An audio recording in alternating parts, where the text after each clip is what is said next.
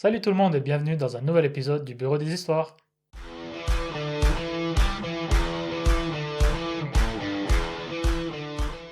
Et on se retrouve aujourd'hui pour 3 nouvelles histoires. 2 histoires Reddit et une histoire d'abonnés.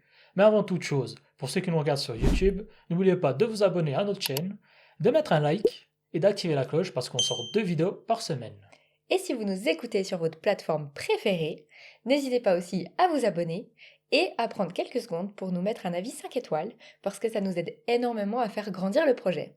Et maintenant place aux histoires. Yes! C'est moi le problème de ne plus vouloir que ma fille voie mon ancienne meilleure amie après mon divorce. Ça dépend. Ça dépend. Ça dépend de beaucoup de choses. Hein. Ouais, On se prononce pas? on se prononce pas. D'accord, très bien. C'est une histoire d'abonnés. Et spoiler, non, mon ex ne m'a pas quittée pour elle. Mon mari m'a quittée après 12 ans de relation et un enfant. Nous nous étions installés dans le sud en 2012, où il y a toute sa famille. De mon côté, je suis seule ici. Enfin, pas complètement. Dans le sud, j'ai rencontré une amie. Une meilleure amie. Une vraie. Même plus qu'une amie. Elle était là tous les jours. On faisait tout ensemble. Sorties, vacances, projets. Elle faisait partie intégrante de notre vie. Mhm. J'attends la suite. Oui, avec impatience. Mais pendant toute ma relation avec mon ex-mari, elle l'a énormément dénigré. Je précise qu'il est en situation de handicap moteur. Elle faisait constamment des remarques comme: Tu lui fais vraiment confiance pour garder votre enfant? Il est handicapé quand même. Wow. Je sais pas comment tu fais, moi je pourrais pas. Surtout coucher avec. Burk. Ouh, ça c'est une sacrée amie. Ouais. Ou encore, c'est pratique un cassos, au moins tu peux te parquer partout. Jesus. Ouh, quand je sors des mots en portugais, c'est classe, C'est le summum. c'est classe, ça va loin. C'est très bizarre d'appeler ces gens-là des amis, je trouve quand même. Bref, des propos horribles, toujours liés à son handicap. Pour ne pas blesser mon ex-mari, je ne lui en ai jamais parlé. Il est déjà complexé par son handicap, je ne voulais pas en rajouter. De mon côté, je faisais semblant d'en rire, car elle disait tout ça sur le ton de la blague. Mais en réalité, c'était lourd et ça me mettait très mal à l'aise. À force, je me suis même demandé si elle ne cherchait pas à ce que je le quitte. J'avais droit presque tous les jours à des remarques comme Tu mériterais vraiment mieux ou Mais comment tu fais vraiment? Mais de quoi je me mêle? Mais carrément, ça me minait le moral. Et, avec le temps, j'ai commencé à me détacher émotionnellement de mon ex-mari. Elle insistait énormément sur son physique, disait qu'il fallait vraiment en vouloir pour coucher avec un handicapé. Quand nous nous sommes séparés, à l'initiative de mon ex, mais avec mon accord, car nous ne nous aimions plus, je me suis rendu compte que, du jour au lendemain, elle ne me parlait presque plus. Plus de messages quotidiens, plus d'appels, elle me répondait quasiment plus, et s'éloignait sans que je comprenne pourquoi. Ça a été très dur, car c'était ma seule personne proche dans cette région, et je ne comprenais pas du tout ce qui se passait. Elle a d'abord oublié l'anniversaire de ma fille. Ça m'a énormément peinée, parce qu'il faut comprendre que nous étions extrêmement proches, comme des sœurs. Les gens autour de nous disaient même qu'on était un trouble, tellement on était toujours ensemble tous les trois. Quelques mois plus tard, elle a aussi oublié mon anniversaire. Là, ça m'a vraiment fait mal. Je me suis rendu compte qu'en 6 mois, nos échanges étaient devenus très rares et qu'on s'était vus que 2 fois. Et en parlant avec ma psy, j'ai fini par accepter une réalité difficile. Mon amie était toxique. Elle était elle-même seule et avait tout fait pour que je me sépare. Je précise aussi qu'elle n'est pas quelqu'un de très honnête. Elle a été la maîtresse du mari d'une de ses amies pendant plus de 2 ans, provoquant leur divorce. Elle m'avait avoué avoir été jalouse du bonheur de cette amie et avoir voulu lui prendre tout ce qu'elle avait. Voilà, tout est dit encore une fois. Le pire, c'est qu'elle est très très honnête sur sa toxicité, limite. Ouais. De mon côté, j'ai décidé de couper totalement les ponts avec elle. J'ai aussi réalisé que ses remarques constantes sur mon ex avaient probablement contribué à notre séparation. Je lui ai envoyé un message en lui souhaitant d'être heureuse, mais en lui disant que je ne voulais plus d'elle dans ma vie, ni dans celle de ma fille. Personnellement, je pense qu'elle est malheureuse dans sa vie et très envieuse de celle des autres, et qu'elle finit toujours par saboter ce qu'elles ont. J'ai demandé à mon ex-mari de ne plus mettre notre enfant en contact avec cette personne que je considère toxique et malhonnête. Il refuse. Il ne comprend pas mon animosité envers elle. Il pense que c'est moi qui ai un problème. Je ne veux pas lui révéler tout ce qu'elle a dit sur lui, ni le rôle qu'elle a pu jouer dans notre séparation. Aujourd'hui, nous avons tous les deux refait notre vie et sommes heureux chacun de notre côté. Mais ce sujet reste un point de conflit. Lui continue à voir cette personne régulièrement et continue à la laisser fréquenter notre enfant. Mais moi, je n'ai plus envie que ma fille ait de contact avec elle. Alors je me demande, c'est moi le problème? Non, c'est pas elle le problème. Euh, Après, le souci, c'est que vu qu'elle a pas forcément tout dit à son ex-mari, bah lui maintenant, vu qu'ils sont séparés, il voit peut-être ça comme une forme de jalousie. et il comprend pas.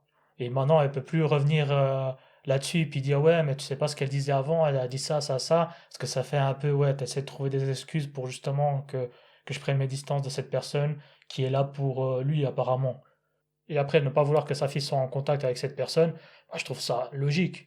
Franchement, c'est une personne diabolique, on peut dire. C'est une mauvaise personne, donc tu peux pas vouloir laisser ta fille, entre guillemets, au contact d'une personne comme ça qui essaie de foutre du bordel de partout, où c'est apparemment son kiff, parce que c'est pas la première fois. C'est clair. Et puis on voit très bien qu'elle aime pas que ses amis aient du bonheur. C'est un peu une serial killeuse du bonheur, on va Du dire. bonheur des autres, Ouais. ouais, complètement. Elle doit vraiment avoir une pathologie psychiatrique, pardon, Ouais, pour réagir comme ça. C'est flippant. c'est très flippant. Et là, on parle de voilà, séparation, etc. Mais rien ne nous dit qu'elle ne pourrait pas aller encore plus loin dans sa folie et venir à l'atteinte physique des gens, quoi. Ah, complètement. Donc moi, pour moi, l'abonné a totalement raison de mettre des barrières. Après, il faudrait peut-être essayer d'en parler à son ex et puis lui dire les choses, mais cette partie-là, je pense, ça va jouer un peu contre elle. Donc c'est un peu délicat comment amener la chose pour que l'ex la croie encore. Ouais, C'est peut-être juste ce petit point-là où je pense que ça va être un petit peu plus chaud. Mais quoi qu'il en soit, ouais, il faut qu'elle fasse, on va dire, le maximum pour essayer de mettre cette personne loin d'elle, quoi, et de ses proches. ouais. Le problème pour moi, c'est qu'elle n'a pas protégé sa famille quand c'était nécessaire. Je sais pas Ouais. si je pourrais laisser une personne rentrer dans notre vie qui t'attaque systématiquement. Tu vois ce que je veux dire? Sur un handicap, sur un truc comme ça. Et en fait, le problème, c'est comment tu veux justifier de couper les ponts après. Tu vois, elle peut pas aller vers son ex-mari lui dire ça, parce que ça veut dire qu'elle l'a laissé faire. Ouais, elle a une petite partie de responsabilité quand même dans la situation dans laquelle elle se trouve aujourd'hui, parce que Mhm. ça a duré longtemps, où elle l'a laissé s'immiscer, laissé manquer de respect en fait à sa personne, sous prétexte que c'était son ami. Ouais, ça me dérange quand même un petit peu, Oui, je mais dois avouer. Oui, mais t'as raison d'amener ce point-là et effectivement, c'est un questionnement qu'il faudra avoir parce que si tu parles mal du conjoint de ton meilleur ami ou ami, comme ça, en disant ce genre de choses qui en plus c'est très limite, c'est même plus que très limite, C'est c'est dégradant au oui, possible. c'est vrai que tu peux te poser la question comment tu gardes encore cette amitié-là. Après, est-ce que c'était vu qu'elle sentait qu'avec son ex-mari, il commençait à s'éloigner, puis c'était la seule personne, entre guillemets, qui était là pour elle, et puis elle faisait passer ça, elle fermait un peu les yeux sur ses blagues, pas très drôles, voire vraiment pas drôles du tout, et puis elle s'accrochait à ça parce que bah, dans son couple ça allait déjà pas, peut-être. Effectivement, comme tu le dis, c'est un très bon point. Elle aurait dû mettre des stops bien avant, et effectivement, il y a une responsabilité de sa part là-dedans, ouais. Oui, parce que c'est vrai que moi je me dis, en fait, si t'es une personne mal intentionnée et que tu vois que ça marche, ben t'as aucune remise en question, tu continues. Si t'as une amie qui te dit ouais, moi je voulais lui voler son bonheur parce qu'elle était trop heureuse, si elle fait ça à quelqu'un, elle peut te le faire à toi, elle te le montre tous les jours, elle est très honnête hein, sur le fait que c'est une mauvaise personne et qu'elle veut voler le bonheur des gens, et elle vient en fait cracher sur ton couple, cracher sur ton mari, et en fait, ben plus tu laisses aller, et plus elle va aller loin en fait. Et Mais c'est... je t'arrête vite 2 secondes. Est-ce qu'elle n'a pas avoué ça après que l'abonné soit allé chez un psy, a fait ce travail-là pour savoir que son ami était vraiment toxique et c'est à ce moment-là que son ami a avoué les choses. Non, parce que depuis qu'elle est plus avec son mari, elles se sont vues que 2 fois. Elles ont plus de contact quasi. Donc c'était pendant ce temps qu'elle était encore en couple que tout ça s'est Hmm. passé en fait. Elle a vu le psy après. Elle a vu le psy après et c'est Hmm. là que le psy lui a dit, écoutez, avec tout ce qui s'est passé et ce que vous me dites d'elle, elle est toxique. Et elle a réalisé à ce moment-là qu'effectivement, il fallait qu'elle coupe les ponts et pas qu'elle essaye de rattraper cette amitié qui, depuis 6 mois, n'existait quasi plus. D'après ce que j'ai compris, hein, l'abonné pourra nous... Nous taper sur les doigts si on dit des bêtises. Voilà, mais d'après la chronologie et tout, c'est comme ça que ça s'est passé. Ok. Elle était au courant que, elle couchait avec le mari d'une de leurs amies ou d'une de ses amies à elle parce que elle avait trop de bonheur et qu'elle voulait lui piquer. Ouais, après, je sais pas, je pense que quand t'es dans, on va dire, une relation toxique, parce que ça peut être amical ou amoureusement, Oui, complètement. euh, est-ce que tu vois vraiment ce côté négatif des choses? Est-ce que t'es pas un peu aveuglé un peu le syndrome de Stockholm du Oui. ravisseur, etc. Donc, Non, non, bien sûr, je pense qu'il y a quand même beaucoup de détresse pour mhm. laisser quelqu'un d'autant toxique et d'autant méchant, ouvertement, rentrer dans ta vie et la laisser s'y installer en plus. Donc non, je pense qu'effectivement, il y a quand même une partie où elle était peut-être trop fragile, vu qu'elle était hors de tout son cercle à elle, et qu'elle s'est raccrochée à cette personne, et que du coup, elle lui laissait tout passer par principe. Ouais. Mais c'est vrai qu'effectivement, je pense pas que ça soit le problème. Pour en revenir à l'histoire, qu'elle coupe les ponts et qu'elle veuille pas que sa fille ait de contact avec, parce que tu sais pas ce qu'elle va dire aussi dans son dos à sa propre fille. Oui. À ce moment-là, t'es sûr de rien. Donc non, non, ma foi, faut qu'elle, je pense qu'elle assume ce qui a été laissé aller, qu'elle aille vers son ex-mari, qu'elle lui explique clairement, calmement les choses et qu'elle lui dise, je pense que au vu de tout ça, je préférais que tu l'éloignes. Après, elle peut pas l'imposer non plus, Non. mais je pense que là, il faut qu'elle lui déballe tout, même si ça va pas la mettre dans une position très très agréable. Mhm. Mais pour le bien-être de sa fille, je pense que ma foi, ben, il faut qu'elle fasse passer sa fille en premier et puis qu'elle prenne le taureau par les cornes, quoi. Oui, mais après, je pense que ça va être compliqué, comme tu le dis. Euh, mais ouais, de toute façon, c'est une discussion qu'elle doit avoir. Il faut qu'elle soit honnête avec son ex-mari, et puis qu'elle voit un peu ce qu'elle arrive à faire. Mais à mon avis, ça va être compliqué, très compliqué. Oui. Mais bon, voilà. Si on clôture un peu l'histoire, parce que sinon on va faire un épisode d'1 heure sur cette histoire-là. C'est fou, il y en a des qui nous touchent tellement, en fait, c'est dur. Pour toi, c'est qui le problème? Pour moi, dans l'absolu, c'est son ex-meilleur ami. Oui? Et je lui mettrais quand même un petit 10% parce qu'elle l'a D'accord. laissé s'installer. Ouais, non, je suis assez d'accord avec toi. J'hésitais peut-être à mettre un pourcentage un peu plus haut pour l'abonné, parce qu'effectivement, tu dois quand même protéger un peu tes êtres chers, on va dire. Mhm. Mais après, voilà, comme j'ai dit, si la relation était un peu toxique, t'as du mal à t'en faire. Donc, allez, le 10% me va très bien. Et Oui. le 90% ou le 90% pour les francophones de France. Les francophones de France et de Belgique, peut-être, je sais plus. Voilà, c'est le 10% de remise en question. Voilà. Très bien, parfait. On passe à la suite. Ouais. C'est moi le problème de vouloir divorcer de mon mari alors que je l'aime encore. Bah, ça dépend ce qu'il a fait. Donc voici l'histoire. J'ai 32 ans, mon mari en a 37, et on est mariés depuis 11 ans. Je suis complètement détruite. On s'aime, on a traversé quelque chose de très fort ensemble. On est tous les deux nés dans une secte, et on est sortis ensemble, il a toujours été mon meilleur ami. Depuis qu'on a quitté cette secte, j'ai l'impression qu'il a changé. Et aujourd'hui j'ai l'impression de ne plus savoir qui il est. Une semaine après la naissance de notre deuxième fils, il s'est mis à genoux devant moi pour me demander pardon. On avait 100 000 dollars de dettes sur des cartes de crédit. Waouh. J'étais en plein postpartum, complètement sous le choc. Je lui ai dit qu'on allait s'en sortir ensemble. On a commencé à vendre tout ce qu'on pouvait.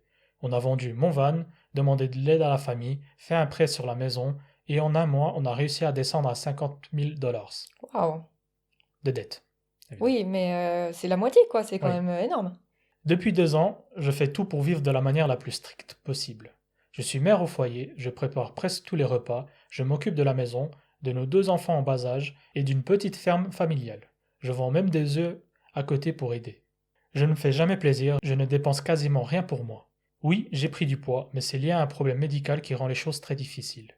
Honnêtement, je pense être une personne facile à vivre, je lui refuse rien. Puis arrive Noël 2025. Je lui demande d'avoir nos finances, parce que dans notre accord pour surmonter tout ça, il devait être transparent à 100% et suivre une thérapie. Oh là là, j'ai peur. Bah, t'as de quoi avoir peur. La dette venait de ses investissements en crypto et en bourse, et ma condition était claire, plus jamais. Mais à partir de ce moment-là, il devient étrange. À chaque fois que je demande à voir les comptes, il esquive, il trouve une excuse. Il y a toujours quelque chose de plus urgent. Et en parallèle, ma carte bancaire commence à être refusée. Noël passe, j'avais prévu un petit budget très limité et je commence à lui redemander les comptes chaque semaine. Toujours des excuses. Je finis par exploser et lui dire que je veux les chiffres avant fin février. Encore des excuses. J'explose à nouveau et finalement je les obtiens. Et là, je tombe de haut. On a toujours 50 000 dollars de dette. Mais en plus, il a recommencé. Les paris sportifs, la crypto. Il avait encore 5 000 dollars investis. Alors que la semaine dernière, j'ai dû emprunter 75 dollars à ma mère pour éviter d'être à découvert. Je regarde encore plus loin, je fouille dans son téléphone et je découvre qu'il est abonné à plusieurs comptes OnlyFans, Oh là là. Tu vois, je t'avais dit, ça dépend ce qu'il a fait. Je savais qu'il avait fait quelque chose. dont je n'avais jamais entendu parler. Je me sens trahi, je me sens moche, je me sens stupide. Et je regarde mes enfants, 5 ans et 2 ans, en me demandant quoi faire. Je n'ai pas de diplôme sur lequel me reposer. Et même si je travaillais, tout partirait immédiatement en frais de garde. Je ne sais pas si j'ai la force de passer au-dessus de ça, ou si c'est la trahison de trop. Parce que malgré tout, c'est un père incroyable avec ses enfants. Et je n'arrive pas à imaginer leur dire que leur père et moi, on ne sera plus ensemble. Alors je me demande, c'est moi le problème? Non, mais si elle reste, ça va le devenir, quoi. Mhm. Parce que là, elle sait, elle peut pas faire comme si elle savait pas. Et je trouve ça un peu gros, là. Je me mets à genoux devant toi, une fois que je suis dans la merde jusqu'au... Même pas au cou, genre au ciel.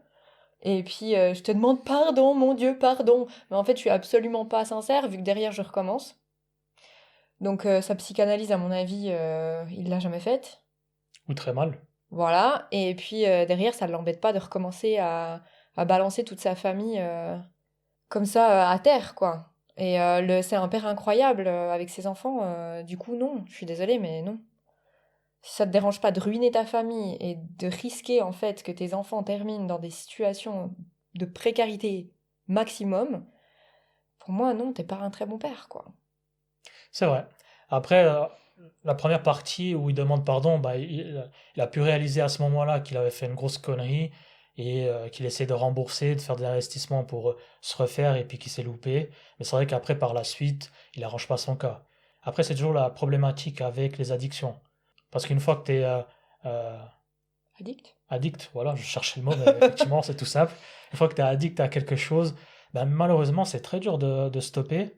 Et je pense que la problématique là, bah déjà, bon, bah, la femme, elle essaye de garder sa famille parce qu'elle a déjà vécu des expériences dans une secte qui doit pas être évidente Complètement pas. et elle veut pas détruire sa famille. Mais d'un autre côté, elle a aussi laissé peut-être trop de marge de manœuvre à son mari qui continue à gérer l'argent, qui continue à tout ça, et elle aurait dû tout reprendre elle en main, parce que je pense que c'est comme quelqu'un qui va arrêter la cigarette ou qui est drogué, il faut vraiment le mettre dans un endroit peut-être clos pour les addictions, pour vraiment l'aider à sortir de là. Après, je sais pas si aux États-Unis, tu peux mettre quelqu'un dans un hôpital pour les gens addicts à quelque chose comme le jeu. Mais je pense Parce... en fait ça c'est plutôt des tutelles. C'est-à-dire qu'ils ont absolument zéro pouvoir sur leur argent. Tu dois leur enlever en fait le fait qu'ils puissent Oui, aussi. recevoir leur argent. Donc je sais pas comment ça marche les tutelles, mais il me semble que ça doit marcher à peu de choses préparées au monde entier. C'est qu'une fois que tu es déclaré inapte à gérer de l'argent, on t'enlève le droit de recevoir ton argent. C'est-à-dire que quelqu'un reçoit ton salaire et quelqu'un doit gérer les comptes pour toi. Mais pour ça, il faut que ça passe par un psy, je crois, Oui, quand de toute même. façon, Et là, en fait, c'est le problème, c'est qu'elle a dit, ouais, fais les choses s'il te plaît, il faut que ça se règle. Et comme tu as dit, après, elle a fermé les yeux, tourné le dos. Et c'est, je sais plus combien de temps après qu'elle a dit, ah, j'aimerais quand même bien voir les comptes. Et bah, 75 000, c'est énorme. oui. Et elle se saigne comme ça, et lui, il fait pas d'effort. Donc, oui, c'est une addiction. Oui, il faut qu'il se fasse soigner, mais pour ça, tu peux pas juste lui dire fais-toi soigner, fais ton nécessaire dans ton coin, et moi je vis ma vie dans mon coin, et puis on verra bien ce que ça donne, tu vois. Donc c'est où tu t'impliques à 100%. Tu le fais voir un psy, Mhm. et tu fais les choses correctement, ou à ce moment-là, tu te dis ça c'est trop pour moi, et ça, il peut très bien se comporter avec ses enfants, hein. Je remets pas en cause le fait qu'il se comporte très bien avec ses enfants quand elle dit c'est un père incroyable. Mais en fait, quelle vie tu offres à tes enfants à ce moment-là? Tu vois, qu'elle dit, c'est souvent le cas dans les familles, tu sais, tu veux pas te séparer parce que tu veux montrer à tes enfants que tu as une famille heureuse, Mhm. mais au final, quel avenir tu leur offres si tu laisses ça passer, quoi. Ouais, c'est vrai. Donc là, c'est toi, tes enfants, ta priorité, et ma foi, bah, si tu dois le laisser sur le côté de la route, tu le laisses sur le côté de la route, quoi. C'est horrible, hein. Bah après, tu peux aussi juste le quitter, t'as pas besoin de l'abandonner dans une route tout seul. C'est une métaphore, un symbole. Ouais, donc pour toi, c'est qui le problème? Alors, c'est lui. Oui, c'est quand même difficile d'aller contre cet Vraiment, avis-là, quoi. complètement, et ça m'embête tellement après tout ce qu'ils ont vécu, mais je pense qu'elle a une part de responsabilité quand même. Eh ben, cette fois, je suis pas d'accord avec toi. Euh, je pense que la responsabilité, c'est sur lui, c'est sur l'homme. Surtout s'il gérait les comptes, etc. Même s'il a une addiction, même si c'est dur, au bout d'un moment, comme tu l'as bien dit, tu as des enfants, c'est ta famille, tu dois agir en tant qu'homme. Et là, pour moi, c'est de sa faute. Alors, on peut mettre un 1% si tu veux sur la femme parce qu'elle aurait peut-être pu faire un peu plus, mais pas plus. Mais tu vois, c'est là où franchement je trouve que je suis pas du tout d'accord avec toi, et c'est assez rigolo. C'est que tu dis c'est l'homme, il doit. Mais en fait, si t'es en difficulté, que tu sois l'homme de la maison ou pas, si t'as besoin d'aide, c'est ton partenaire qui doit aussi te prendre par la main et puis t'emmener et puis tu vois, te forcer des fois à prendre soin de toi. Comme tu l'as dit, c'est une addiction, c'est plus que juste ils s'en bat les steaks. Donc, je pense qu'elle a cette part de responsabilité parce qu'elle a pas voulu peut-être Oui, aller plus loin. c'est pour ça que je lui donne 1%. Mais d'un autre côté, tu dois avoir cette envie de t'en sortir. Et je pense qu'il n'a pas l'envie de s'en sortir. Et tant Non. qu'une personne n'a pas envie de s'en sortir, comme on le dit pour beaucoup d'histoires qu'on a traitées jusqu'à présent, bah, t'as beau faire tout ce que tu veux, tu t'en sortiras pas. Donc, c'est pour ça, ce côté-là, c'est pas pour faire le macho, dire ouais, t'es un homme, tu dois assumer. Ouais, Mais c'est ce côté-là où il doit prendre conscience. C'est bien beau de pleurer et quand tu vois ton deuxième fils et d'avoir cette conscience, mais au bout d'un moment, tu dis voilà, j'arrive pas, aide-moi et tu laisses ton orgueil de côté, tu lui donnes les comptes ou tu fais un truc. Mais si t'as pas ce déclic-là pour ta famille, bah pour moi, c'est toi le fautif. ouais. Non, mais Hein? je comprends totalement ton point de vue, hein. Merci quand même. Mais voilà. Oui, mais c'est bien pour une fois de ne pas être totalement d'accord. Et je fais juste un petit point un peu de vieux daron sans enfant. Mais effectivement, c'est vrai que je pense qu'on ne voit pas assez souvent que l'addiction des jeux euh, peut être assez grave. Ah oui. Parce que je connais beaucoup d'amis d'enfance qui jouaient beaucoup aux paris sportifs qui perdaient des milliers de francs. Donc faites quand même attention là-dessus. Et puis, bah, n'hésitez pas à demander de l'aide. C'est surtout ça qui est Oui, important. c'est une vraie addiction et il faut pas prendre ça à la légère. Voilà. C'était le petit côté Prévention. prévention, voilà. Ok, dernière histoire. Ouais. C'est moi le problème d'avoir dit à ma femme que je vais nettoyer notre chambre. Oui, c'est le rôle de la femme. Je rigole, On m'attaquez va se faire des pas. copains. C'est de l'humour. Pour moi, c'est clair. C'est de C'est l'humour. sûr. Ma femme, 42 ans, et moi, 40 ans, sommes mariés depuis 18 ans. Au cours des 6 dernières années, notre situation financière s'est améliorée et nous avons emménagé dans une maison plus grande, avec de belles choses. Pendant cette période, elle a commencé à accumuler des piles d'objets dans notre chambre qu'elle dit devoir gérer plus tard. Aujourd'hui, ces piles occupent environ 80% de l'espace au sol. Je dois déplacer des choses pour pouvoir ouvrir des tiroirs de ma commode. Le seul espace libre est de mon côté du lit. Il n'y a pas de problème d'odeur, de pourriture ou d'insectes, et le désordre ne dépasse pas notre chambre et notre placard. Mais elle ne veut pas non plus que j'y touche. Un mois d'octobre, j'ai réussi à la convaincre de nettoyer la chambre. Pendant 3 jours, j'ai pris entièrement en charge les enfants pour qu'elle ne soit pas interrompue. Après ça, elle m'a dit que c'était vraiment agréable d'avoir la chambre propre. Elle m'a même proposé qu'on en fasse une routine annuelle. Une routine annuelle pour nettoyer une chambre, c'est quand même une fois par année. C'est peut-être un peu trop, hein. L'octobre suivant, quand je lui ai rappelé cette idée, elle m'a dit qu'elle ne comptait pas nettoyer. Selon elle, c'est son espace, donc je n'ai pas mon mot à dire. Je ne suis pas d'accord, pour moi c'est un espace que nous partageons, et ce chaos est difficile à vivre au quotidien. Un jour, j'ai lu une citation qui disait quelque chose comme Si ta femme est en colère, achète un bateau. Tu auras toujours une femme en colère, mais au moins tu auras un bateau. Ah, moi j'ai cru qu'il voulait la jeter par-dessus bord. Non, Je me suis dit, c'est quand même un peu extrême, quoi. vraiment. Jamais tu t'achètes un bateau, hein. Alors, après une dispute sans rapport avec ça, elle est partie faire une longue randonnée, alors qu'elle était très énervée. Pendant ce temps, j'ai déplacé tout ce qu'il y avait dans la chambre dans une grande bâche dans le garage. Quand elle est rentrée, elle s'est aussi mise en colère à cause de ça. Pendant les jours suivants, j'ai trié les affaires en 8 piles. Du déchet évident, environ 2 grosses poubelles, jusqu'aux objets clairement à garder. Je lui ai demandé de valider chaque pile et je lui ai laissé le dernier mot sur la destination de chaque chose. J'ai donné les piles à donner, vendu les vêtements d'enfants qui pouvaient l'être et rangé tout ce qui devait être gardé. Cette année, je lui ai dit que je comptais en faire un événement annuel. Si notre chambre n'est pas nettoyée au moins une fois avant le 15 octobre chaque année, je le ferai moi-même. J'ai insisté sur le fait que je demande seulement que la chambre soit propre un jour par an, ce qui me semble pas être un compromis très raisonnable. Elle n'était pas contente, mais elle l'a finalement nettoyée. Selon elle, c'est trop contrôlant. Maintenant, je me demande si j'ai été trop dure d'insister pour que notre chambre soit nettoyée au moins une fois par année. Alors je me demande, c'est moi le problème? Bah non, c'est pas lui le problème. À quel moment tu nettoies une chambre une fois par année? Mais vraiment, surtout si ça prend 80% de l'espace, quoi. Ouais, après, il y en a des, ils accumulent, on est dans les trucs d'addiction, hein, mais ça reste C'est une vrai. addiction aussi d'accumuler les choses. Ça peut être très maladif, ouais.